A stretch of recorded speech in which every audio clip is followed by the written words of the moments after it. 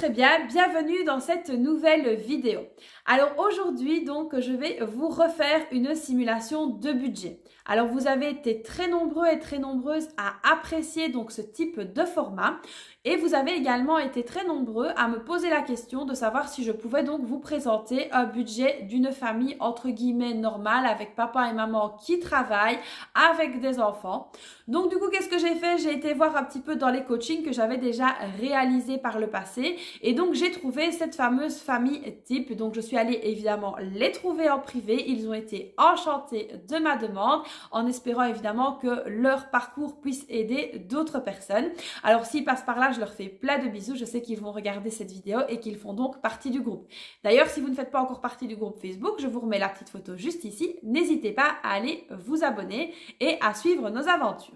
Cependant, je souhaiterais donc ouvrir une petite parenthèse concernant les vidéos de simulation de budget. Alors, vous avez été évidemment très nombreux à apprécier ce type de format, mais j'ai reçu aussi quand même pas mal de critiques. Alors, ce qu'il faut savoir, c'est que chaque famille est différente. Il y a plein de paramètres qui entrent en compte, aussi bien pour la CAF que pour les allocations en tout genre, que pour le paiement de loyer, que pour les paiements des charges fixes. Chaque famille est différente et chaque budget est différent. Alors, ce n'est pas la peine de venir me dire en commentaire « tu t'es trompé, c'est pas juste, t'inventes, nanana ». Non. Sur toutes les simulations de budget que je vous présente, ce sont donc des chiffres qui sont donc vérifiés. C'est des chiffres que les gens donc m'envoient. Ce sont des chiffres qui sont tout à fait cohérents et c'est donc leur réalité. Donc, gardez bien en mémoire que chaque famille est différente, chaque budget est différent et qu'il y a pour chaque famille des paramètres différents qui entrent en considération. Donc voilà, on va refermer ici cette petite parenthèse. Alors d'ailleurs, si vous n'êtes pas encore abonné à ma chaîne, n'hésitez pas à vous abonner et à activer la petite cloche. Moi, ça me fait super plaisir et c'est vraiment un super boost pour la chaîne. Donc n'hésitez pas à vous abonner, ce ne sera que bénéfique. Et évidemment, ça me poussera à vous faire plus de contenu. On va donc placer un petit peu le cadre de la famille pour que je vous explique un petit peu leur histoire. Donc, papa travaille à temps plein, maman travaille à temps partiel. Ils ont donc 3 enfants de 11 ans, 7 ans et 4 ans. Donc voilà, ces 3 enfants évidemment à gérer. Donc, c'est pas évident tous les jours. C'est pour ça que la maman ne travaille pas à temps plein. Le gros souci de cette famille, c'est que tout simplement, chaque mois, ils finissent à découvert. Alors, je sais que quand 2 personnes travaillent, il y en a sûrement qui vont se dire « Ah, ils gagnent autant et ils finissent en découvert ». Mais comme je vous l'ai dit, donc chaque famille est différente. Et du coup, on va voir un petit peu ce que j'ai fait avec eux. Alors, c'est un coaching que j'avais fait avec eux, donc il y a déjà quelques mois de ça en arrière et là ils sont vraiment hyper ravis parce que la méthode a fonctionné. Donc là on va voir tout de suite les chiffres que eux m'avaient présentés et on va donc voir ce que j'ai fait pour eux. C'est parti, on y va! Alors tout d'abord je vais donc vous montrer les chiffres que eux m'ont présentés et puis je vais donc vous montrer comment faire pour rééquilibrer le budget. Donc alors ici il faut savoir que monsieur a donc un salaire de 1 800 € par mois. Madame a quant à elle pour son temps partiel 1 300. Ensuite, au niveau des allocations familiales, donc qui est l'équivalent de la CAF en France, mais c'est ici en Belgique, ils ont donc 599,47. Donc au total de leur rentrée, ils sont donc à 3 699,47. Passons maintenant au crédit dette. Alors, ils ont donc un prêt hypothécaire, donc ils sont propriétaires de leur maison, mais ils ont un prêt attaché donc à la maison. Le prêt hypothécaire, ils remboursent donc 850 € par mois. Alors, évidemment, le montant ici du prêt hypothécaire dépend de la taille de la maison, de l'emplacement de la maison, ça dépend de plein de paramètres. Ensuite, ils ont donc fait un crédit pour une voiture. Et là, ils remboursent 230 € par mois. Ensuite, ils ont un crédit consommation. Et donc, le crédit consommation, ils remboursent 180 € par mois. En fait, le crédit consommation ici, donc, regroupe plusieurs petits crédits consommation. Donc, c'est pour ça que j'arrivais donc au total de 180 € par mois. Alors, ici, évidemment, leur crédit dette, donc, au total, arrive à 1 260 €. Alors, au niveau de leurs dépenses fixes, Donc, ils payent évidemment des assurances. Alors, je ne vais pas toutes vous les détailler, mais je vais vous donner le total de leurs assurances. C'est donc 170 € ou 170 €. Ensuite, au niveau de la mutuelle, ils payent donc 24 € par mois. Ils ont donc pris un pack qui reprend Internet, qui reprend la télévision, qui reprend les téléphones portables de la famille. Et donc au niveau du pack Internet, ils sont donc à 150 €. Ensuite, au niveau de l'électricité, ils payent 60 € par mois. Au niveau de l'eau, ils sont à 36 € par mois. Alors ici, donc, je vais décaler d'une ligne, vous comprendrez pourquoi après. Donc au niveau du chauffage, ils doivent payer l'équivalent de 100 € par mois. Alors évidemment, c'est une citerne à mazout qu'on remplit donc une fois par an, voire 2 fois par an. Donc ici, ils prévoient 100 € par mois. Au niveau des taxes en tout genre, ils prévoient 70 € par mois. Au niveau des entretiens d'hiver, là, ils prévoient 50 € par mois. Alors quand je dis entretien d'hiver, ça peut être l'entretien de la tondeuse, ça peut être l'entretien sur la deuxième voiture, donc parce qu'ils ont 2 voitures, ça peut être voilà des petits entretiens comme ça, donc ils prévoient 50 € par mois. Ensuite, entretien plus spécifique au niveau de la maison. Entretien spécifique de la maison, ça peut être donc l'entretien de la chaudière par exemple, voilà, donc il peut y avoir donc divers entretiens au niveau de la maison et donc là, ils prévoient une enveloppe de 30 € par mois. Alors, au niveau des frais bancaires, donc qu'il ne faut pas oublier, ils sont à 7 € par mois. Alors, ici, donc, tous ces montants-là, ce sont des montants qu'ils prévoient à payer par mois pour qu'une fois que la facture importante arrive, donc ils trouvent l'argent, donc c'est une provision de charge. Alors, le montant de leurs dépenses fixes est donc de 697 €. Alors au niveau des dépenses variables, donc nous avons ici l'essence. Ils sont donc à 200 € par mois. Au niveau de la santé, donc médecin, pharmacie, etc., ils sont à une moyenne de 100 € par mois. Ensuite, concernant les activités sportives de la famille, ils sont donc à 100 € par mois. Ce qui nous fait un total de 400 € par mois. Concernant maintenant les enveloppes. Donc ici, ils ont l'alimentation. L'alimentation, ils sont donc à 800 € par mois. Ce qui est quand même énorme. Au niveau de la beauté, ils sont à 100 € par mois. Concernant les achats d'hiver, ils sont à 200 € par mois. Concernant les loisirs, ils sont à 150 € par mois. Concernant maintenant les sorties au restaurant, ils sont à 250 € par mois. Concernant les vêtements, ils sont donc à 150 € par mois. Ce qui nous fait donc un total de 1650 €. Alors maintenant, on va également reprendre donc tous les totaux pour voir un petit peu comment ils finissent le mois. Donc au niveau des revenus, ils sont donc à 3699,47 €. Au niveau des crédits, ils sont à 1260. Au niveau des dépenses fixes, ils sont à 697 €. Au niveau des dépenses variables, ils sont à 400 €. Et au niveau des enveloppes, ils sont à 1650 €. Comme vous pouvez donc le voir ici, ils n'ont donc pas d'épargne et ça c'est vraiment problématique pour eux. Et ils terminent le mois à moins 307,53 €. Donc en fait ici ce qu'il faut bien garder à l'esprit c'est donc que chaque mois ils sont en négatif, donc ils sont à découvert chaque mois.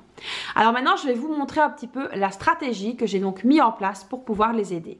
Donc voilà un petit peu la situation de la famille. Alors c'est vrai que je les ai questionnés beaucoup concernant notamment l'alimentation. Donc vous avez vu qu'ils ont un budget mensuel de 800 € par mois, ce qui est donc tout à fait énorme. Et en fait je me suis rendu compte que ils ne s'aidaient pas l'hygiène et l'entretien du budget alimentation. Une fois qu'ils allaient faire les courses, en fait, ils faisaient les courses et ils achetaient tout ensemble.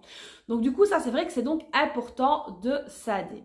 Alors en plus de ça, donc la maman m'a expliqué que elle n'est pas très fan de la cuisine et c'est vrai qu'elle a tendance à éviter de faire donc cette tâche-là et qu'elle achète beaucoup de produits déjà tout faits. Donc évidemment, quand je lui ai montré un petit peu les prix des choses faites, or que c'est des choses qu'elle pourrait faire elle-même, qui sont vraiment très faciles et très basiques, elle s'est rendue compte d'elle-même qu'il y avait vraiment moyen de faire des économies au niveau de l'alimentation.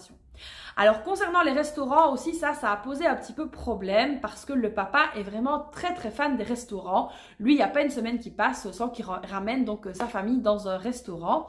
Et donc là, j'ai conscientisé donc un petit peu le papa en lui expliquant que l'argent qu'il mettait dans les restaurants, c'est l'argent qui était donc pris donc par le découvert. Et donc du coup, c'est vrai qu'il s'est rendu compte que les restaurants pouvait au final peser quand même lourd dans la balance. Donc là, c'est vrai qu'il a accepté donc de faire quelques efforts. Je rigole parce que c'est vraiment quelque chose qu'on a dû travailler et mettre en place ensemble. Il avait vraiment du mal à se rendre compte de ça. Mais voilà, là, il a fait des gros efforts. D'ailleurs, je le félicite. Je sais qu'il va regarder cette vidéo. Alors ensuite de ça, il y a également un gros budget au niveau des loisirs. Donc c'est vrai que c'est une famille qui est quand même hyper active. Donc ils font tous du sport. Au niveau des loisirs, j'ai envie de dire, ils ne regardent à rien. Et donc c'est vrai que là aussi, je les ai conscientisés aussi que les loisirs, il y a des loisirs payants, mais il peut y avoir aussi beaucoup de loisirs gratuits. Et donc ça, c'est vrai qu'il faut penser à tout ça. Donc ici, en mettant en place, en discutant avec eux et tout ça, donc on a pu donc établir un budget qui tient la route. Et donc je vais vous montrer tout de suite comment s'est débrouillé. Alors ici au niveau de leur rentrée, c'est sûr et certain que on ne sait pas faire pousser de l'argent, donc les rentrées sont donc inchangées. Donc on est toujours à 3 699,47 €. Donc ça c'est inchangé, on ne sait rien faire. Voilà, donc les rentrées sont les rentrées. Alors il faut donc aussi être conscient que dans les crédits d'aide, donc évidemment ça ce sont des montants qu'on ne sait pas changer, donc le prêt hypothécaire est inchangé, le crédit voiture est également inchangé et les crédits consommation sont également inchangés. Par contre ici ce que j'ai donc discuté avec donc cette famille, c'est de commencer à rembourser le découvert qu'ils ont. Alors évidemment, ils ont un découvert. Hein, vous vous rendez bien compte qu'en terminant le mois en négatif de 300 €, on finit par avoir des découverts qui peuvent être parfois assez importants. Donc ici, comme ils n'ont pas de date butoir pour pouvoir rembourser leur découvert, je leur ai donc proposé de rembourser le découvert à hauteur de 100 € par mois. Donc ils ont prévenu évidemment leur banque et donc ça a été accordé. Alors moi je leur ai conseillé quand même de prévenir la banque pour dire qu'ils allaient commencer donc à rembourser leur découvert de 100 € par mois, ce qui a donc été tout à fait accordé et apprécié donc par la banque. Donc ici, ils arrivent donc à un total au niveau des crédits dettes de 1 360 €. Alors ici, c'est vrai que le découvert, ils vont en avoir pour quelques mois quand même. Mais au moins, voilà, ça montre leur bonne foi. Et puis de toute façon, ici, même s'ils arrivent à dégager plus d'épargne, ils pourront tout à fait accélérer donc le remboursement du découvert. Alors ensuite, ici, donc au niveau des charges fixes, donc on n'avait rien à ajouter au niveau de montant. Alors si ce n'est qu'au niveau ici des petits astérisques que j'ai mis, donc c'est donc ce qui va partir maintenant vers un compte de provision. Alors l'erreur de cette famille, c'était évidemment aussi de ne pas transférer ces sommes-là. C'était donc une estimation et donc moi je leur ai conseillé de reprendre toutes ces sommes-là et de les faire partir sur un compte spécialement dédié à ça. Donc le compte de provision est donc à 250 € par mois. Alors ça c'est vraiment très important de le faire parce que c'est de l'argent que vous allez laisser sur le compte en banque et puis au final vous allez finir par le dépenser. On sait tous que l'utilisation de la carte bancaire c'est vraiment le diable sur une petite carte et donc c'est vrai que cette famille-là avait tendance à, quand il y avait de l'argent sur le compte, à continuer à le dépenser sans penser que c'était donc leur provision de charge. Donc ici comme ils avaient un compte bancaire qui ne leur servait quasiment à rien, je leur ai donc proposé de prendre donc ces provisions de charge et les transférer directement sur ce fameux compte de provision. Alors ici évidemment ça ne déséquilibre pas du tout le budget.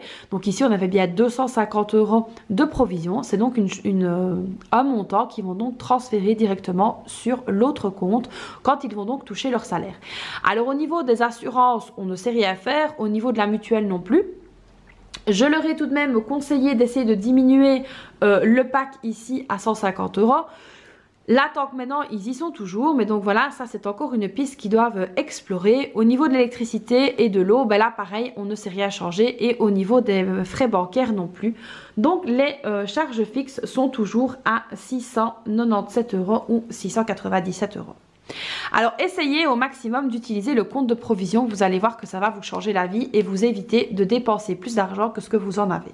Alors ici au niveau des dépenses variables, là malheureusement pareil, on ne sait pas changer grand chose. L'essence est vraiment un point important chez eux parce qu'ils travaillent à plusieurs kilomètres de chez eux. Au niveau de la santé, ça je ne préfère pas y toucher. Et au niveau des sports, là ils ont donc signé des contrats pour certains. D'autres choses, c'est des choses donc à payer mensuellement, mais c'est avec des contrats à l'année. Donc là on ne savait rien changer. Donc du coup ici c'est toujours 400 €. Alors ici donc on s'est vraiment attaqué aux enveloppes, donc ça c'est vraiment le moteur chez eux et donc ce qui a donc fait la différence. Je leur ai donc lancé un défi de réduire leur budget à 550 €. Alors c'est vrai que dans un premier temps ils m'ont dit oh là là 250 € de moins c'est vraiment énorme.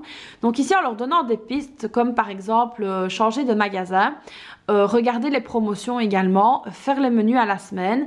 Tout ça mis en place a fait qu'au jour d'aujourd'hui, ils arrivent à ne pas dépasser les 550 et parfois, ils arrivent même à être en dessous des 500 € et pour ça, vraiment, je les félicite. Alors, au niveau de la beauté, bah, ça, j'ai laissé les 100 € parce que, ben voilà, la maman en a besoin. Donc, voilà, on les a laissés. Alors, au niveau des dépenses diverses, donc ils étaient à 200 €. Donc là, on a diminué. On est donc passé à 100 €. Alors, je ne vous cache pas qu'au début, ils ont vraiment eu très difficile. Mais voilà, petit à petit, donc ça a réussi. Et donc maintenant, ils arrivent à gérer avec leurs 100 € de divers. Au niveau maintenant des loisirs, donc là, on a réduit également. Donc, on est passé à la... On est donc maintenant à 100 € par mois, ce qui était donc tout à fait raisonnable. Alors ici, la plus grosse discussion a été pour les restaurants. Et là, je trouvais que le budget était quand même vachement énorme. Donc du coup, on a décidé avec eux de laisser 100 € pour les restaurants. Alors évidemment, il y a eu donc cette fameuse crise sanitaire. Donc du coup, ils ont été un peu limités. Ils se sont fait quand même quelques plaisirs qu'ils m'ont dit. Donc ils ont quand même commandé à gauche et à droite, mais tout en gardant à l'esprit qu'ils n'avaient droit qu'à 100 € par mois.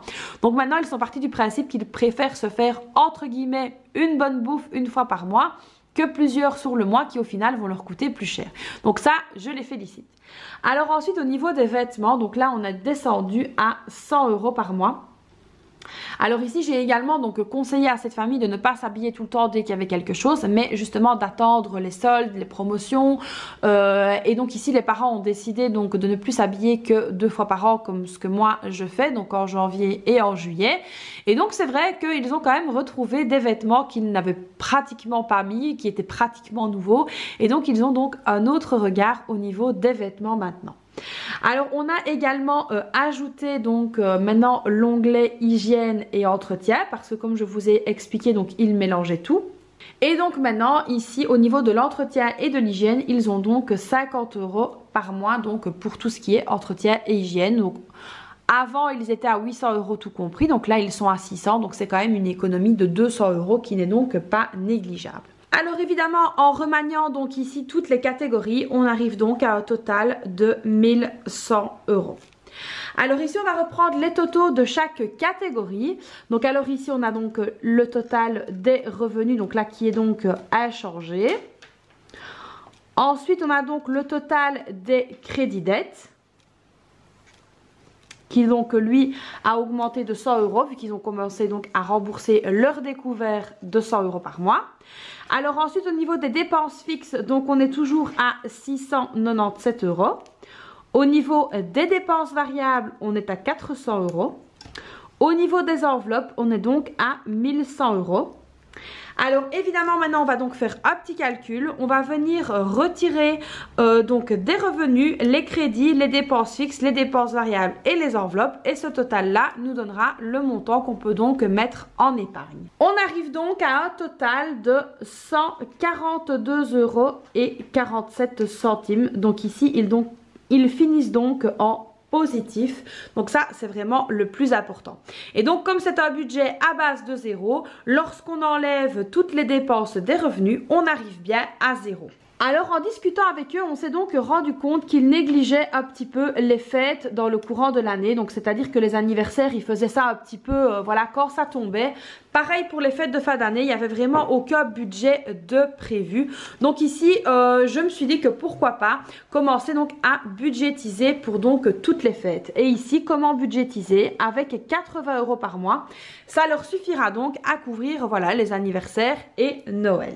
Alors évidemment, la famille n'a donc pas de fonds de secours. C'est donc à cause de ça qu'ils ont dû faire des crédits à la consommation lorsque certains électroménagers donc, sont tombés en rade. S'ils avaient eu évidemment un fonds de secours, ils n'auraient pas dû faire ces fameux crédits à la consommation.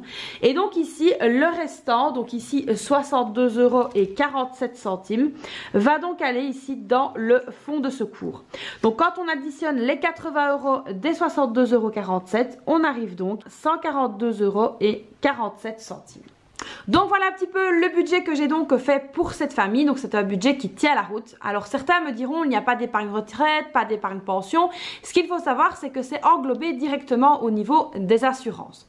Alors vous verrez aussi que sur ce budget il n'y a donc pas de vacances.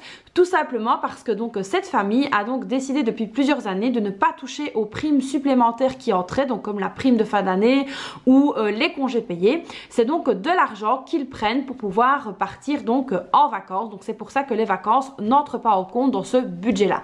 Maintenant, c'est sûr et certain qu'au moment des vacances, ils remanient un petit peu leur tableau, ils changent certaines petites dépenses pour pouvoir justement bénéficier de cet argent directement en vacances. Donc voilà un petit peu les amis comment j'ai donc travaillé avec cette famille qui aujourd'hui est vraiment ravie parce que c'est vrai qu'avec toutes ces remises en place au niveau de l'argent ça a également fait en sorte qu'ils se remettent également en question et donc aujourd'hui c'est vrai qu'au niveau du découvert ils arrivent à rembourser plus que prévu donc plutôt que de mettre de l'argent dans des défis etc. Eux ont pris la décision en commun de pouvoir rembourser plus vite leur découvert afin d'être tranquilles avec ça. Mais grâce à donc ce nouveau budget que j'ai donc fait avec eux, ils réussissent donc maintenant à mettre de l'argent de côté, à faire plus attention à leurs dépenses et ils sont beaucoup plus sereins et évidemment ça fait beaucoup moins de disputes et beaucoup moins de tensions. Donc voilà, j'espère que cette vidéo vous aura plu. Alors je sais qu'il y en a qui me diront que les sommes sont astronomiques, machin bazar, que c'est pas du tout cohérent, comme d'habitude, mais comme je vous l'ai dit, donc chaque famille est différente et chaque situation est également différente. Donc voilà, j'espère que cette petite simulation de budget pour une famille donc de 5 personnes vous aura plu. Vous connaissez la chanson, n'hésitez pas à liker la vidéo, c'est super important. Donc voilà, même si elle vous plaît pas, likez-la quand même. N'hésitez pas également donc à vous abonner à ma chaîne. Donc ce n'est que du positif pour ma chaîne quand vous vous abonnez. Donc n'hésitez pas à vous abonner et à activer la petite cloche pour être au courant de toutes mes vidéos. J'espère donc que la vidéo vous aura plu. Moi je vous fais plein de bisous et je vous dis à très bientôt pour une prochaine vidéo. Bye bye!